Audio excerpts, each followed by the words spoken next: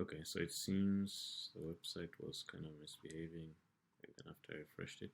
But the only difference is, okay, so the logo is a bit bigger. Now, let's go through the different pages and links. So I think, yeah, we hadn't tried this one. So, all right, so something wrong there. That's the learn more button. This one brings us back to the same page. Let's try another one. So where's the next one? Okay, contact us. Okay, so it's opening a new window and the link is broken. Alright, here we have our mission and our values. Fast and responsive, fair prices, trusted, satisfaction guaranteed. That's fine. Now we go to the services. We do not see a clear indication. We don't see anything clearly directing us to air conditioning or maintenance or anything. Let's click and see. Indoor air quality, maintenance and proper upkeep is a must when it comes to your commercial HVAC system, along with ensuring indoor comfort for your entire family, preserving the life of the equipment. Alright, so okay.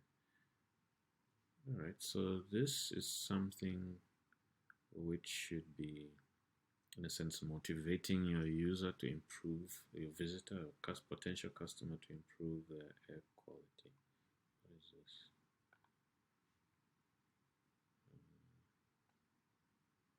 Okay, indoor air is 5 times more polluted. Okay, so some resource there, but it was just stuck in.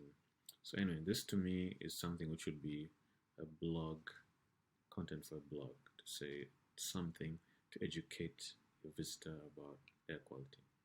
Let's look at this other one. Ventilation and COVID-19. Alright, same thing. This looks like something what should be a blog post that should motivate people to invest in the air conditioning systems. Safety and precaution. Similarly, same thing. Safe carbon monoxide detectors make sense. This should probably be an article, a blog post that motivates people to look into whether they need to improve their air conditioning, change it, maintain it. So that's also, it's not directly talking about a service. Let's try these other links. Employment, okay. Service area. We proudly service. Okay, so this is talking about the areas that they can service or send their technicians to help their clients with. And then we have learn more. What is that? Okay, it's not linked to anything else. And here are their service areas.